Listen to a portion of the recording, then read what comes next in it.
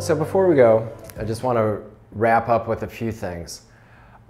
There's a lot of myths when it comes around intervention and addiction. So let's just dispel a few of those myths right now. The first one, and I think it's kind of maybe it's a dangerous myth, is that somebody has to hit rock bottom before they're going to get to recovery. That's not necessarily true. And the very thing that we're trying to do in an intervention is we're trying to take that person from that pre-contemplative phase to that action phase. What we're trying to do is avoid them having to hit rock bottom.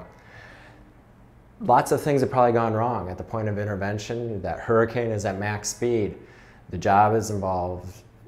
Loved ones are involved. Like, we don't necessarily have to wait for things to get worse. The very point of an intervention is to transition somebody from that pre-contemplative phase to the action phase, and we want to do it really, really quickly. We can't do this. Families often say we can't do this. Like, we've tried for years. And that's really what an intervention is. We're going to intervene at a point of crisis. We're going to create that plan. The family oftentimes didn't know what the resources were, didn't know what they could afford, didn't know where to go. There's a lot of different choices in recovery. There's inpatient treatment, there's outpatient treatment, there's medically assisted treatment. So it's not a matter of we can't do this. It might just be a matter of like, we don't know what to do. The family's been through a lot. You've seen a lot. You've been through the worst of it. We can definitely get somebody over the hump and get them into recovery. And I get this one quite a bit. You haven't seen a case this bad. You've never seen this before. I assure you, I've seen worse cases. I've seen worse drugs. I've seen more problems than what's going on in your current situation. I have seen it before. So just final wrap up on an intervention. You know, an intervention isn't like what you saw on TV. It's not going to be a dramatic thing. We're not handcuffing somebody. We're not jumping out of the bushes.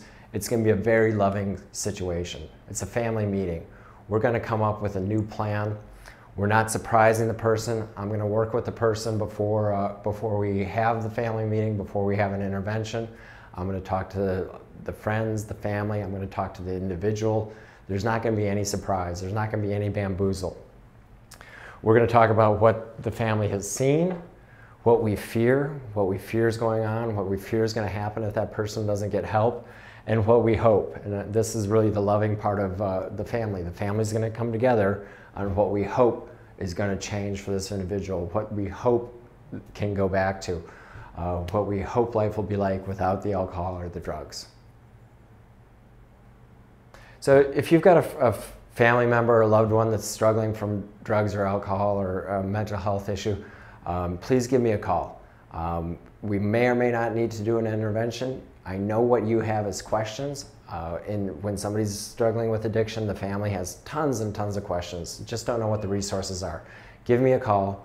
We're going to talk about it. We will come up with a plan that works for you and your family and your family member that's struggling.